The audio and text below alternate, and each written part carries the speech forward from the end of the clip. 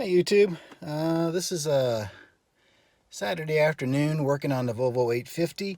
It has a chronic battery drain issue, and for those of you that aren't familiar with that, it's really not that bad a procedure. That can be really nasty to find and a little bit, needle in a haystack. Fortunately, this one was a pretty much every time kind of a battery drain. So it actually helped to diagnose it. So I'm going to run you through just a couple of the steps and try to make this easy for you. There's some things that you want to be very, very careful of so you don't blow the fuse on your meter if you are doing a battery drain test. But let me get out under the hood. I'll show you the hookup. It's very simple, very straightforward, and then we'll get started. Okay, YouTube, I want to run you through the hookup. I'm using a DVOM here with a milliamp setup. Currently, you have to look at your setups on your meter. This is the normal one that your red lead's going to be in for your volts and so forth. Over here, it's going to be listed for amperage. Okay, and the amperage, notice there's a 10 amp maximum. It doesn't take much to pop the fuse inside this thing, so be very, very careful. Do not try to start or crank your vehicle or open a door and crank a window down or something like that that's going to draw a lot of amperage, or you're going to pop the fuse. Then the meter is going to read essentially zero. Then you're going to have a really hard time figuring this out. And some of the fuses on some of these meters are kind of expensive. They're very special. They're quick burn fuses, and if you don't, you'll fry the circuitry inside the meter, and then you'll basically be done. Okay, first thing, let's look at the reading first. Then I'll explain the hookup as opposed to doing it the other way around. But I'll just show you this vehicle has a chronic battery drain. Right now, it's in the milliamp scale, right here. And it's showing 1.59, which in this case, it's 159, 160 milliamps.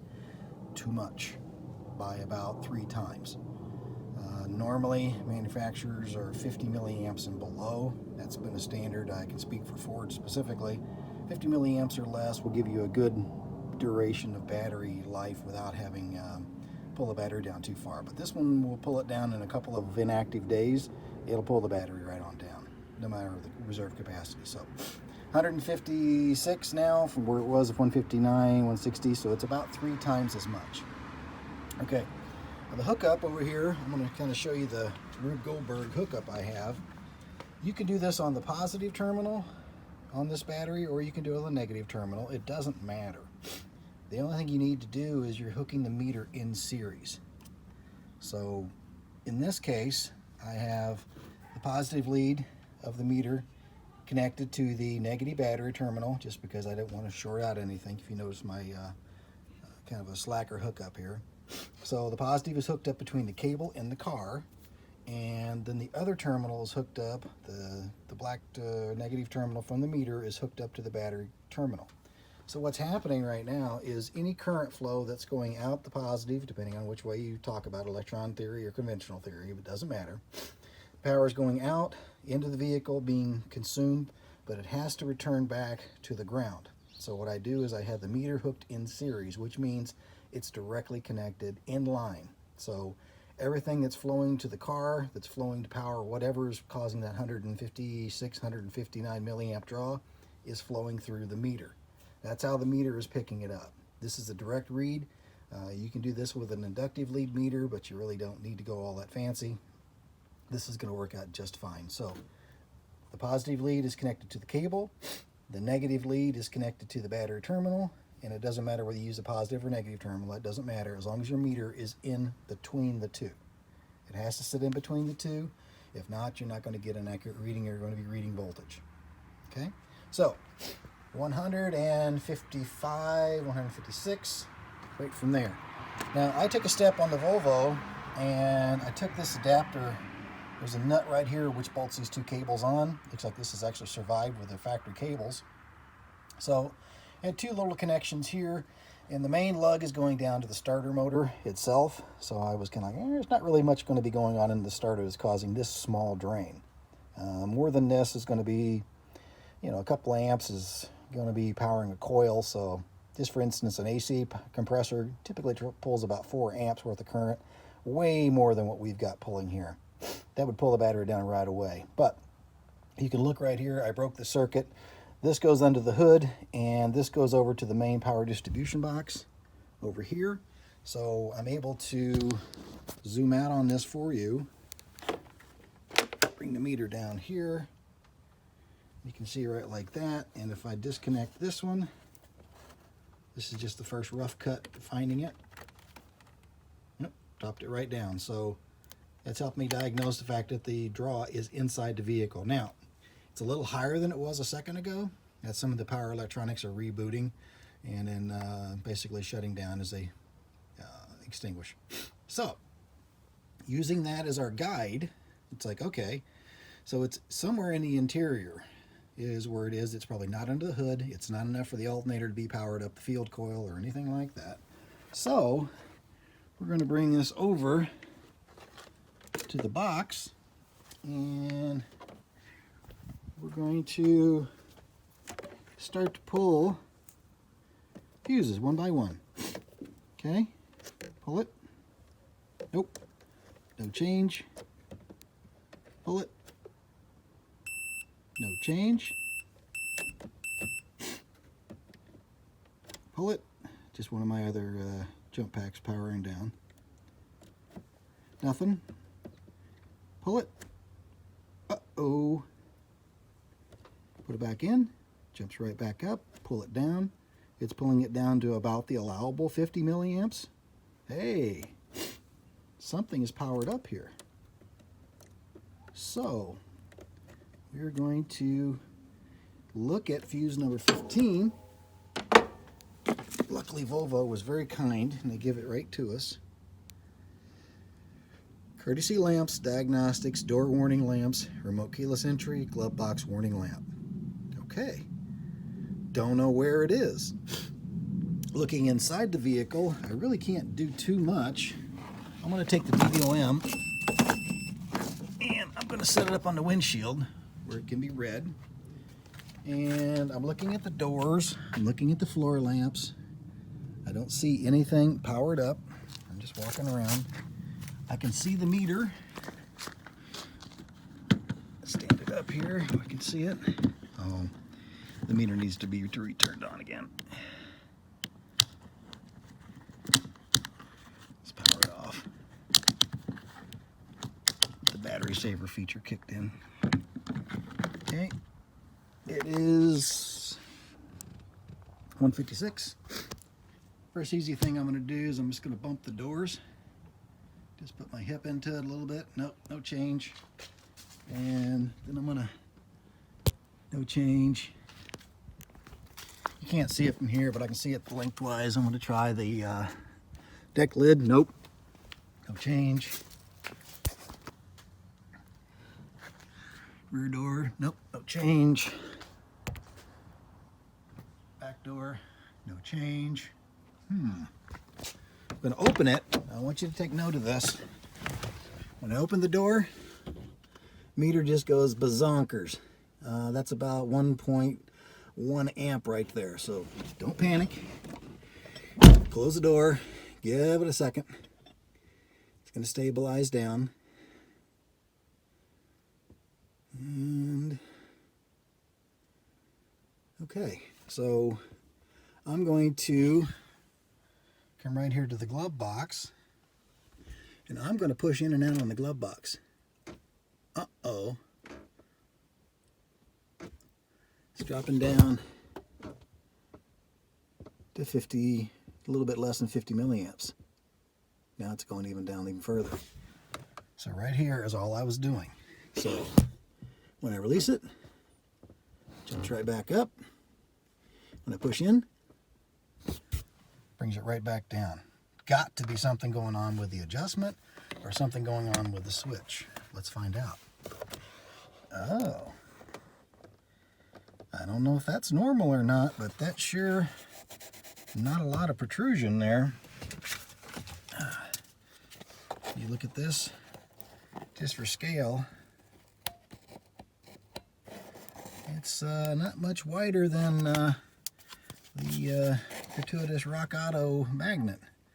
So I believe we found our drain. I don't know why it's not pushed in correctly. Maybe there's a corresponding button or something that's not here, or maybe the switch is popped out of position. But I believe light on, 155, light off, 21 milliamps. That'll be ideal if I can maintain it right there. 21 would be fantastic. So I'm going to tear into this thing, take a look around and find out if that switch has perhaps been pushed out of position, or through some rough handling, or maybe there's a piece that was supposed to be a contact point on here to push against that button. I don't know, but we're going to bring you back. Hey YouTube, just a real quick one. There's periphery bolts around the outside edge here. You need to remove those, and they were a T25, and they're all the same. Some really good engineering there. Then you're going to be confronted with these latches that don't seem to have any way to come out. Just take a hook right here. There's a little bitty slot right there. Just pry in.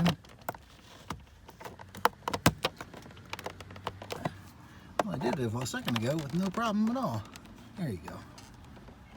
It comes out. Nice and gentle. Oh. That's gonna leave a mark. Alrighty, we'll have to figure that out later. And then we're going to repeat the same drama over here. Reason that we're in here, again, is to get this apart. Alright, as soon as I get into that switch, I'll bring you back. Okay, the glove box switch seems to be in position. There's no adjustments to it. It is what it is. So we're going to take an old school solution and not raise the bridge. We're going to lower the river. But I'm going to get it in here and get a good look behind it. That arm that fell out, all you do is you stick it back in the hole. It's got a little rubber bumper on the back side to keep it from falling out this way, but nothing to stop it from falling out the other way. So waste a little time to get in here, but at least I know what's in here now. And if anybody's looking for what's behind that glove box, here's a nice little view. It's largely an untouched 850. So, and then this netting up above is, yeah, that's what you think it is. That's the airbag. And then the glove box has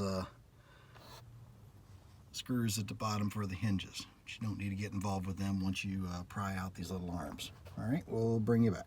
Okay, we're going to go low tech here. I'm going to add my my Sharpie white. Add a little daub on the top.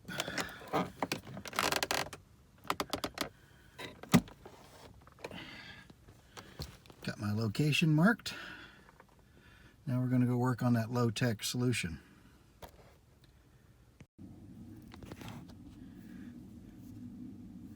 Alright, we're going to get set up now. We're going to hit this with a little isopropyl alcohol.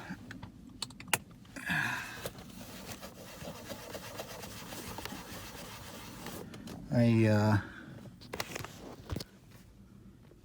went ahead, before I wiped away the mark, I went ahead and put myself a little scratch there. I know roughly where it was. And then we're going to go low tech here. This is a something we had for our new wood floors, is a felt pad for the bottom of a chair foot. So it's a little thicker than I'd like, but I think it'll work.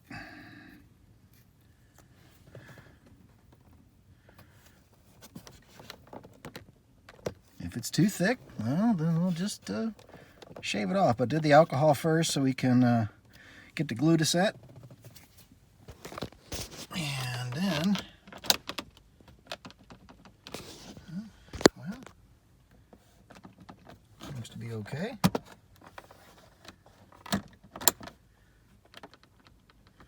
Let's seem to be putting it too far out of line.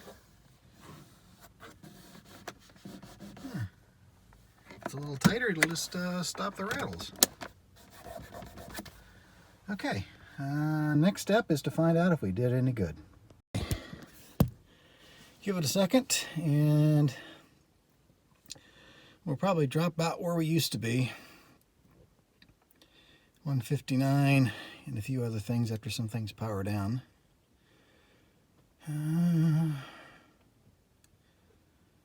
Well, there we go. Now we're getting back down in the ballpark where we were. So that's 166 milliamps. Okay. I know it's got the digit in there, but this is reading in milliamp scale. So it's just move the indicator over one. So 1.67 on this one is 167 milliamps. All right, she's powering down little by little.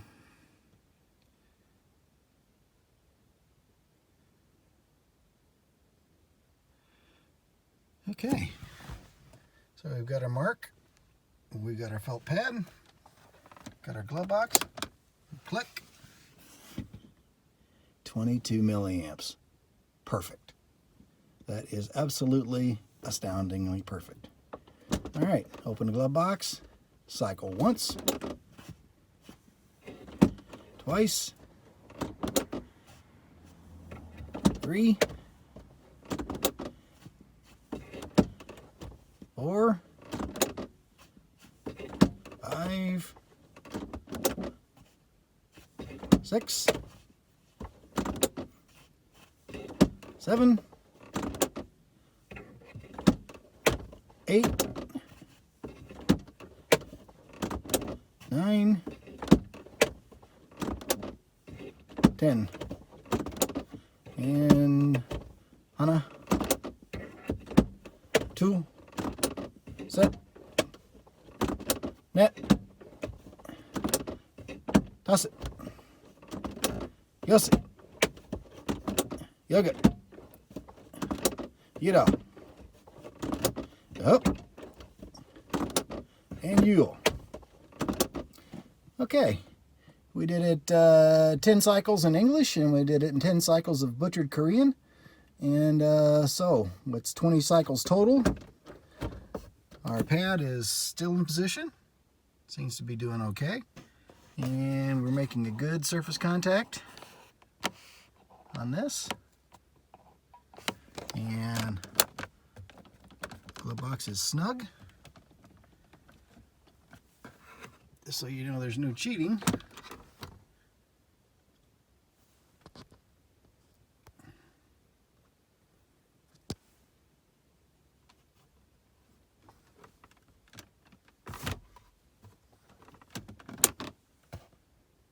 All right, 22 milliamps. 167, 22,